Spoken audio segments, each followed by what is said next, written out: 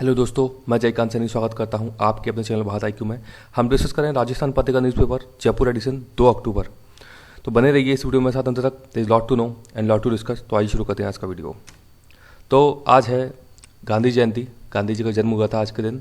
तो देख लेते हैं कुछ इंपॉर्टेंट फैक्ट्स से संबंधित कि इनका जन्म 2 अक्टूबर 1869 को हुआ था। बहुत ही इंपॉर्टेंट फैक्ट है, आपको पता होना चाहिए। पोरबंदर गुजरात के अंदर है, वहाँ इनका जन्म हुआ था। और 30 जनवरी 1948 को इनकी मृत्यु हो गई थी दिल्ली के अंदर। तो ये इंपॉर्टेंट फैक्ट है, आपको पता होना चाहिए। कई बार एग्जाम में पूछे जाते हैं क्योंकि बहुत ही बेहतरीन, बहुत ही उम्दा पर्सनैलिटी है भारत की गांधी जी। इसके अलावा एक और इम्पोर्टेंट फैक्ट है यहाँ पे, हरिजन सेवक संघ की स्थापना इन्होंने की थी, जिसके वर्तमान में अध्यक्ष है, इनका नाम है शंकर सन्याल। जो हरिजन सेवक संघ है उसके वर्तमान में अध्यक्ष हैं शंकर सन्याल। ये भी आपको पता होना चाहिए। आगे देखते हैं। आगे ये न्यूज़ है, ये बड़ी ही बुरी और दुखद खबर है भारत के अंदर। जिस प्रकार से इस प्रकार के घटनाक्रम हो रहे हैं, ये आप समझ सकते हैं। एक तरफ हम महिला सशक्तिकरण की बात करते हैं, महिलाओं को एजुकेशन दिलाने की बात करते हैं, दूसरी ओर इस प्रकार के कृत्य होना बहुत ही शर्मिंदगी जाहिर करने वाली चीज़ है, बहुत ही दुखद है। मतलब मैं क्या बोल सकता हूँ इसके ऊपर, आप समझ सकते हैं। लोगों को भी थोड़ा सा अवेयर होने की ज़रूरत है। हम एक बार चीज़ें होने के बाद हम कैंडल लेके पहुंच जाते हैं, पूरा मास निकालते हैं, लेकिन जब ये ऐसी घटनाएं हो जाती हैं समाज के अंदर तो हम उस वक्त जागरूक नहीं रहते हैं। तो मैं ये चाहता हूं कि समाज के हर एक वर्ग, हर एक लोग सबके प्रति ऐसी सहानुभूति दिखाएं, जागरूक रहें कि इस प्रकार की घटना ना होने पाए। क्योंकि घटना होने के बाद हर कोई इसके लिए आता है, लेकिन घटना नहीं होनी चाहिए, सबसे बड़ी बात यह है। दूसरी ओर इस प्रकार का निरंकुश शासन, इस प्रकार की सरकार जो कि अपनी लाज बचाने के लिए इस प्रकार के केसेस को दबाने का काम करती है, ये बहुत ही शर्मिंदगी जाहिर करने वाली चीज़ है कि इस प्रकार के कृत्य हो जाते हैं। हाथरस के बाद एक और घटना बलरामपुर के अंदर होना, मतलब मैं क्या बोल सकता हूँ इसके ऊपर कि सरकारें किस प्रकार के एक्शंस ले रही हैं, किस प्रकार का काम कर रही हैं। कम से कम इस प्रकार की घटनाएं रोकने के लिए सरकार को एक्शन लेना चाहिए। क्योंकि समाज में आप एक बेहतर समाज बनाने जा रहे हैं, आप पढ़ा लिखा समाज बनाने जा रहे हैं, तो इस प्रकार के कृत्य नहीं होने चाहिए समाज के अंदर। ये सब चीज़ें ध्यान में रखनी चाहिए। सरकार को, प्रशासन को सुनना चाहिए एक बेटी की आवाज़, उसकी माँ की आवाज़, उसके पिता की आवाज़। क्योंकि हम सभी समाज के एक अभिन्न अंग हैं। तो ऐसी कृत्य नहीं होने पाए, इस प्रकार के प्रयास करने चाहिए सरकारों को, ना कि अपनी लाज बचाने के लिए इस प्रकार के केसेस को दबाना चाहिए।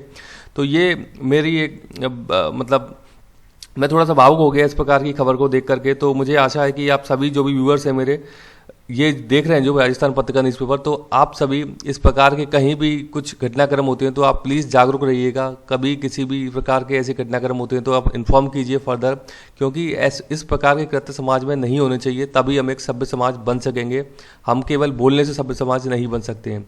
तो देखते हैं आज का वीडियो आगे। अब तो पेज नंबर पर बात की जा रही है, ये बात की जा रही है कि कैंसर कोशिकाओं के लिए अभी जो है कैंसर कोशिकाएं, मतलब एक बेड कोशिकाएं जो होती हैं, वहाँ पे सही जगह पे दवा पहुँचाने के लिए नैनो मोटर्स का इस्तेमाल किया जाएगा। तो ये अभी कुछ शोध किया गया है कि नैनो मोटर्स के जरिए कैंसर कोशिकाओं पर सही स्थान पर दवाई पहुँचाई जाएगी।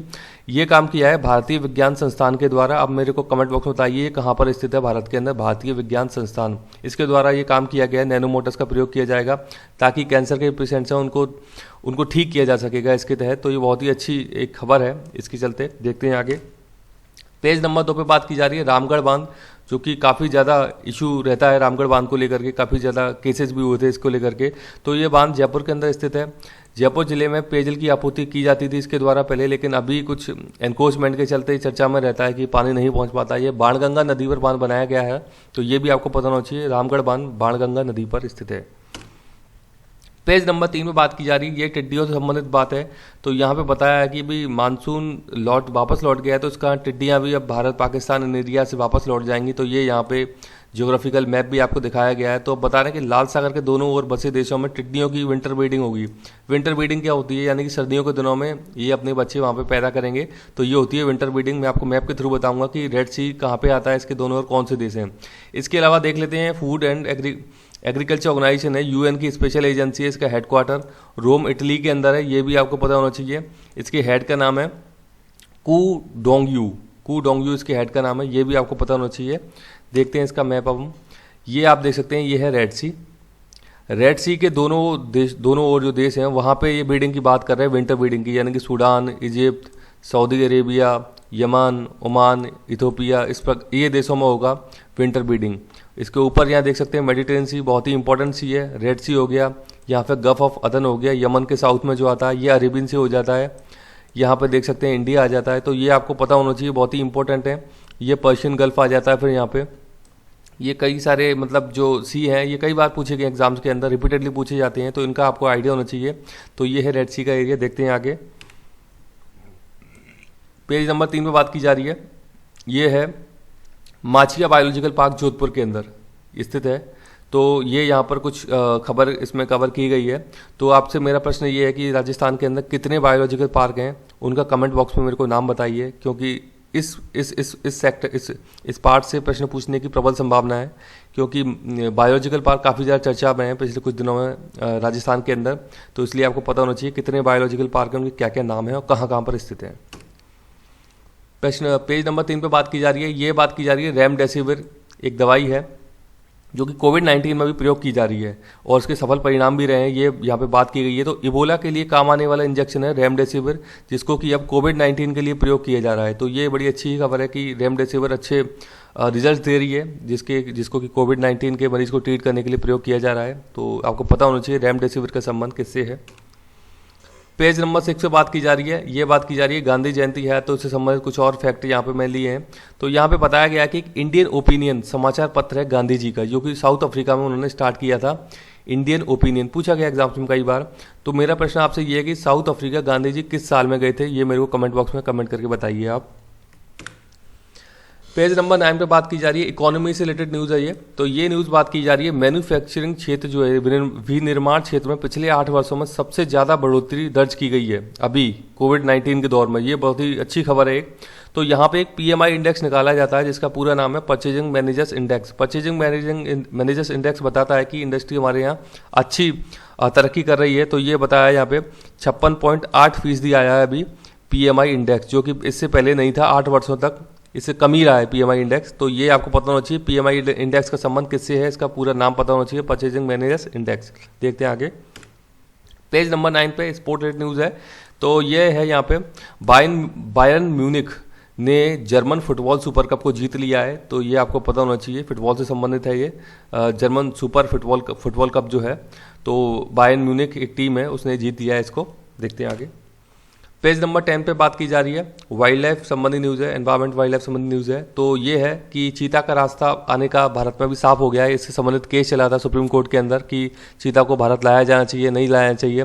तो इसके संबंध में अभी काम करने वाली कुछ ऑर्गेनाइजेशन देख लेते हैं हम। चीता लाने के लिए NTCA national tiger conservation authority और WIA ये मिलकर काम कर रही हैं, और इसको लाने के लिए अब राजस्थान और मध्य प्रदेश के अंदर स्थानों को तय किया जाएगा कि कहाँ पे इनको छोड़ा जाएगा, कौन सी चीज़ सूटेबल रहेगी इनके लिए, कौन सा एरिया सूटेबल रहेगा।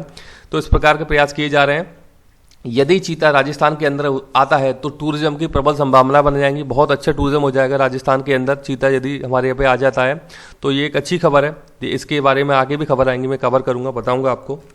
तो पेज नंबर 10 पे एक और न्यूज़ है। ये बात की जा रही है कि भारत ने अभी अत्याधुनिक तकनीक से लैस एक हवाई जहाज खरीदा है राष्ट्रपति प्रधानमंत्री के लिए।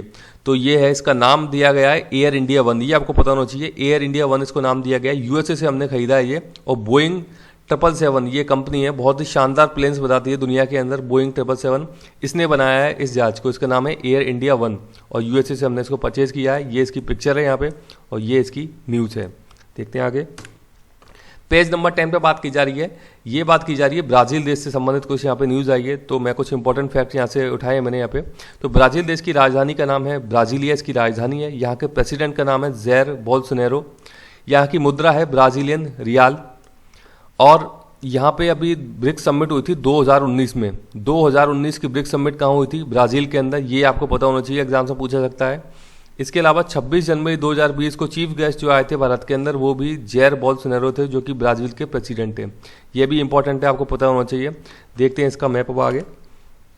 तो ये है ब्राज़ील देश, बहुत बड़ा एरिया है इसके पास।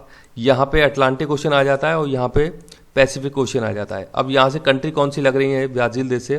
तो ये French Guiana, Suriname, Guyana, Venezuela, Colombia, Peru, Bolivia, Paraguay और उरुग्वे। तो ये इतनी सारी कंट्रीज से लग रही हैं, ये आपको पता होना चाहिए इसकी मैप के बारे में। अमेजन रिवर यहाँ से होकर बहती है। इक्वेटोरियल रेन फॉरेस्ट जो होते हैं, विश्ववतीय वर्षा वन जो हम बोलते हैं वो यहीं पे पाए जाते हैं ब्राज़ील देश के अंदर, तो इम्पॉर्टेंट है ब्राज़ील। तो आई होप कि इस मैप के थ्रू आपको समझ में आया होगा और मुझे आशा है कि वीडियो आपको अच्छी लगी होगी। वीडियो अच्छी लगी है तो ज़्यादा से लाइक करें, शेयर करें, सब्सक्राइब करें ताकि और भी लोग इस वीडियो का फ़ायदा उठा सकें। इसी के साथ धन्यवाद।